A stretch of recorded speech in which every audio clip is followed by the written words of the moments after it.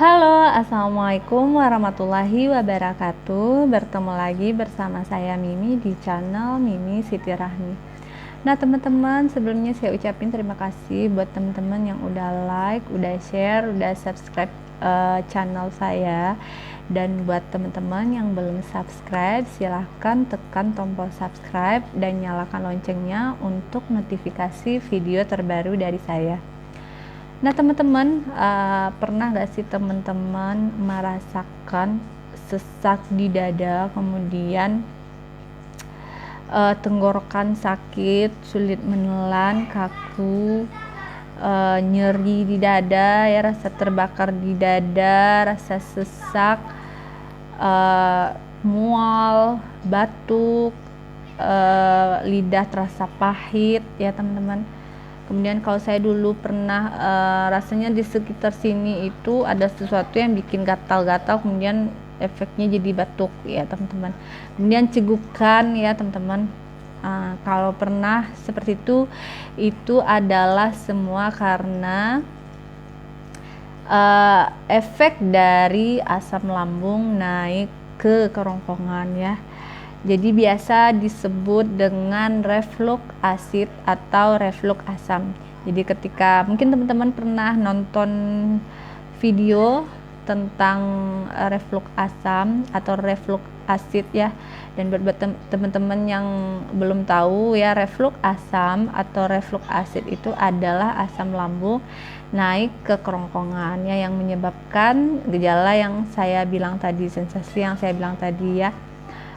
Dan salah satunya itu adalah rasa terbakar di dada, ya, yang biasa istilahnya disebut heartburn. Jadi buat teman-teman yang belum tahu apa itu heartburn, ya, kalau teman-teman googling, kalau teman-teman nonton YouTube yang sekilas lihat judul-judulnya mungkin, ya. Jadi heartburn itu adalah sensasi terbakar di dada atau panas di dada, ya teman-teman. Nah, mungkin di setiap orang itu, ya, sensasi yang dominan itu beda-beda, ya teman-teman. Saya sendiri itu mengalami asam lambung naik ke kerongkongan yang mengganggu kerongkongan sama dada tadi itu cuman beberapa kali, ya, tidak sering, ya teman-teman.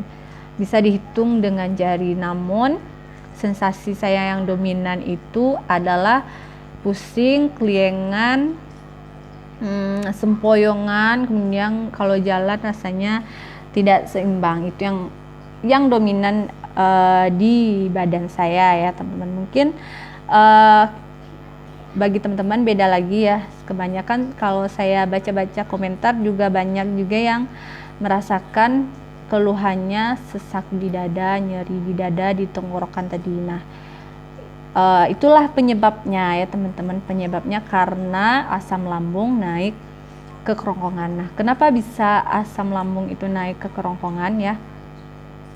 Karena tidak berfungsinya katup lambung secara optimal. Jadi orang yang kena asam lambung itu ototnya melemah, ya. Jadi katup yang seharusnya mencegah isi di dalam perut itu kembali ke kerongkongan, yaitu terbuka, ya teman-teman, ya, terbuka. Kemudian maka asam, enzim makanan yang ada di perut kembali lagi ke kerongkongan, ya. Jadi normalnya teman-teman katup itu terbuka ketika kita makan, kemudian tertutup secara alami, ya teman-teman, seperti itu. Jadi bagaimana cara mencegahnya supaya asam lambung itu tidak naik ke kerongkongan, ya teman-teman, dan bagaimana cara mengatasinya? Nah, yang pertama, kita daripada kejadian dulu nih, lebih baik kita cegah dulu, ya teman-teman. Karena kalau sudah timbul itu kan akan susah. Lebih baik cegah dengan cara yang pastinya mengatur pola makan kita, ya, seperti yang sudah sering saya bahas, ya. Orang yang kena asam lambung dan GERD itu sebaiknya makan jangan terlalu banyak, ya. Makanlah sedikit, ya, porsinya sedikit tapi sering. Nah, kemudian hindarilah makanan yang pedas, ya, minuman yang beralkohol, minuman atau makanan yang ada coklatnya, ya. kemudian yang bersoda, kemudian yang ada rasa-rasa minnya ya, walaupun sebagian obat asam lambung itu ada rasa minnya teman-teman ya, tapi bagi sebagian orang itu mempengaruhi, ada yang menambah sensasi karena makan atau minum yang ada minnya gitu. Dan kembali lagi ya, karena lambung kita itu beda-beda. Kalau saya sendiri kalau minum madu yang ada minnya itu nggak apa-apa, tapi kalau makanan atau permen yang ada minnya itu langsung asam lambung saya naik ya. Jadi kembali ke kondisi lambung teman-teman. Kemudian jangan minum kopi ya. Bagi saya sendiri kopi itu sangat tidak cocok ya. Ketika minum kopi itu langsung sensasi langsung keluar semua ya. Dan salah satu yang membuat saya itu kena asam lambung itu, saya dulu suka minum-minum kopi-kopi sasetan ya, kayak yang dijual di warung itu teman-teman ya. Sering minum itu ya, minum-minum cappuccino, cincau gitu ya teman-teman, sering sekali minum itu. Mungkin itu salah satu yang menyebabkan saya kena asam lambung dan GERD ya. Kemudian teman-teman, hindarilah minum jus jeruk ya, jus jeruk, jangan minum jus jeruk, karena bagi saya itu juga sangat pantang ya, pantangan saya itu jus jeruk. Asal minum jus jeruk atau jeruk itu sensasi juga langsung bermunculan.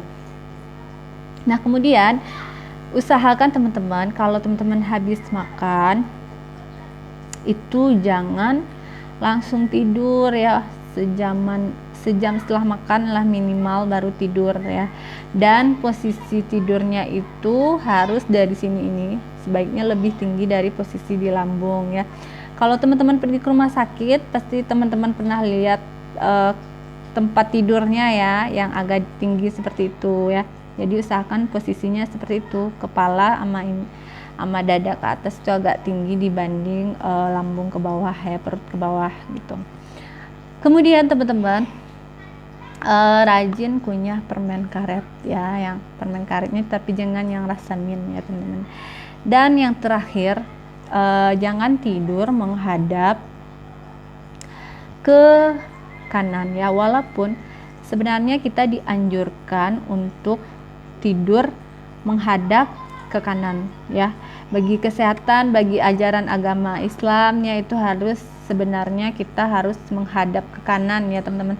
Tapi bagi penderita asam lambung dan GERD, untuk mengurangi sensasi-sensasinya itu sebaiknya untuk sementara ya teman-teman tidur menghadap ke kiri. Nah ketika gejalanya muncul ya, yang saya bilang tadi, kerongkongan rasanya kaku, nyeri dada rasa terbakar, sulit menelan, sakit tenggorokan gitu, batuk dan segala macam sensasi yang saya bilang tadi. Kalau sudah kena ya dan gejalanya timbul, apa yang harus kita lakukan? Yang pertama pastinya teman-teman jangan panik ya, jangan berpikiran kalau ini berbahaya ya, ketika sesak itu bakalan mati jantung. Jangan seperti itu, karena akan menambah produksi asam lambung yang keluar ya kalau kita panik. Pastikan teman-teman tetap tenang, kemudian minum beberapa teguk air hangat. Jadi buat penderita asam lambung dan GERD itu usahakan kalau tidur, di sebelah tempat tidurnya itu sediakan selalu air hangat dan nasi sedikit. Kalau saya dulu seperti itu ya. Jadi ketika gejala muncul langsung minum air hangat atau makan nasi sedikit ya. Dan kalau saya sendiri itu saya juga campur dengan madu ya, setengah gelas aja itu udah cukup. Tapi jangan minumnya sekali teguk ya. Dan bagaimana yang saya rasakan setelah minum air hangat dicampur madu, itu gejalanya membaik ya teman-teman, sensasinya berkurang. Karena waktu itu saya setelah minum itu langsung muntah ya, kemudian keluarlah asam. Muntah saya itu rasanya asam, langsung pahit ya teman-teman, di lidah itu rasanya. Nah setelah keluar semuanya itu agak plong ya dada ini rasanya, kemudian tenggorokan juga agak plong ya, kemudian berangsur-angsur hilang. Mungkin itu karena yang tadinya ada yang menghambat di sini ya makanan tadi, karena dia kembali nggak keluar ya, nggak berada di tengah-tengah gitu, yang seharusnya dia di perut, mungkin itu yang membuat kita sesak, nyeri seperti itu teman-teman. Nah, jadi bisa teman-teman praktekin, mudah-mudahan ini juga berhasil untuk teman-teman ya, mudah-mudahan cocok buat teman-teman, dan semoga ini bisa bermanfaat untuk teman-teman di rumah. Nah teman-teman, sekian dulu video dari saya ya. Terima kasih buat teman-teman yang udah nonton, dan jangan lupa like, share, dan subscribe channel saya. Terima kasih. Assalamualaikum warahmatullahi wabarakatuh.